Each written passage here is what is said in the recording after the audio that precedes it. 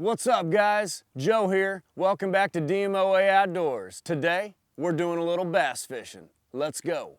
So today, we are specifically focusing on one type of fishing, and that is with a rubber worm on a shaky head jig. Normally, I wouldn't specifically work on or focus on one type of fishing. I normally take, about 8 or 10 poles with me and have different lures and jigs on each different one. But today, I just wanted to kind of simplify things a little bit, and this is what we're using. 3/16 ounce shaky head jig on a June bug colored worm. June bug's my favorite. I feel like they bite on it the most. If there was one jig or one type of lure that I was able to use, just one, this would be it right here on the bottom all day long. You typically want to find rocks. It works best on rocky bottoms. But anyway, what we're doing today is we're fishing a creek arm that flows into Longview Lake. It's starting to get warm here in Kansas City. We're just gonna see what we can do. So you wanna fish this really slow on the bottom. I don't know exactly why it's called a shaky head, but that's just its name. You're not gonna shake your pole a whole lot on the tip or anything. You're just gonna kind of bump it across the bottom. A lot of times I get bites when it's just sitting there, doing nothing. Bump it a little bit, let it sit. Bump it a little bit, let it sit. Want to clean off any debris before you send it back out. You want to make sure you let it sink to the bottom before you start messing with it. A lot of times I'll just let it sit on the bottom after a cast for a minute or so, and that's when I end up getting a bite. We're in kind of a swampy area over here. I didn't expect it to be this wet.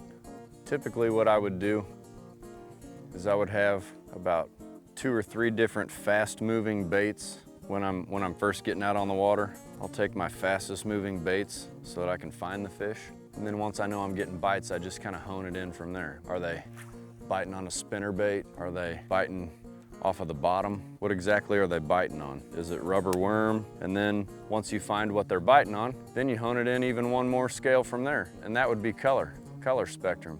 So once you find what they're biting on, then you find what color that they like the most, and boom, you're on the money. And I'm kind of on foot today.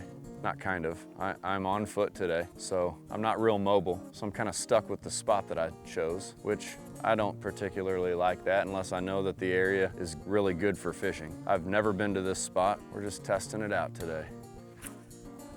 You always want to fish the spots that you know have fish, but a lot of other people know that those spots have fish usually too.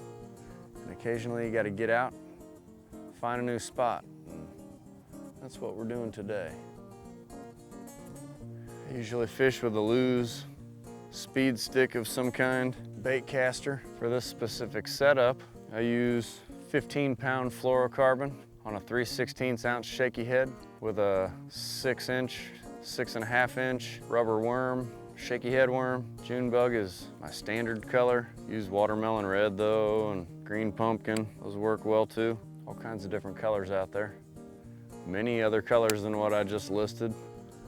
My favorite knot to use with this setup is a palomar knot. That's my go-to knot. If I can use that knot, I always use it. It's just a solid knot. It does not come undone if you do it right, unless the line breaks. It's easy, pretty quick. Yeah, it's getting pretty windy here, making it hard to cast. You can probably hear the wind, I'm sure. Yeah, almost nearly impossible to cast now. It really picked up in the last minute or two. Of course, it's about catching the fish or getting the squirrel or seeing the deer and getting the deer. But ultimately, it's mainly about just getting out in nature and enjoying what it has to offer. Of course, I wish I was catching fish left and right for you guys right now, but that would be unrealistic. So I try to be as fast as possible with getting my line right back out in the water. Just moving it and bumping it across the bottom a little bit, trying to make it look as much like a real worm as possible. Just try to envision in your brain exactly what that worm's doing down below the water. If you take a rubber worm just on your kitchen counter, fill up a tub or a bowl full of water and move that worm around in there a little bit. See what it does, so that when you're fishing this jig or any other jig that's like it, you can see what it's doing, because if it doesn't look like a worm, they're not gonna get it. They're not gonna go after it. The more realistic you can make your artificial bait look, the better your fishing is gonna be. Well, it's looking like we're not gonna catch the big one today.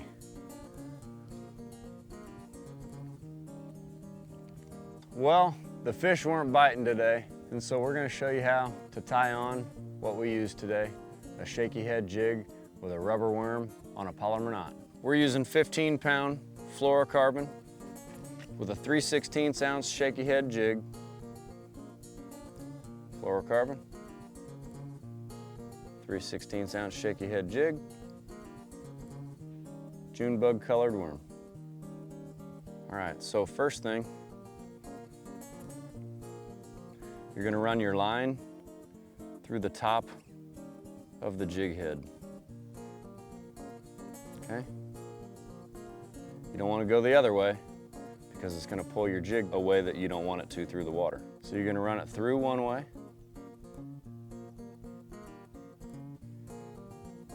and then back through the same hole. So you have a loop on one end, your main line and tag end on the other end.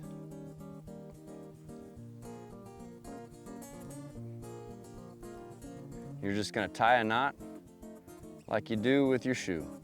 Take your loop end, bring it back through, just like that. Stick your finger in there so that your hole doesn't close up, and take your loop end and bring your jig through that loop end. You want to keep your figure 8 even. There you go. Even that up. And you want to take your finger and your thumb and keep that knot from slipping down over your jig head loophole.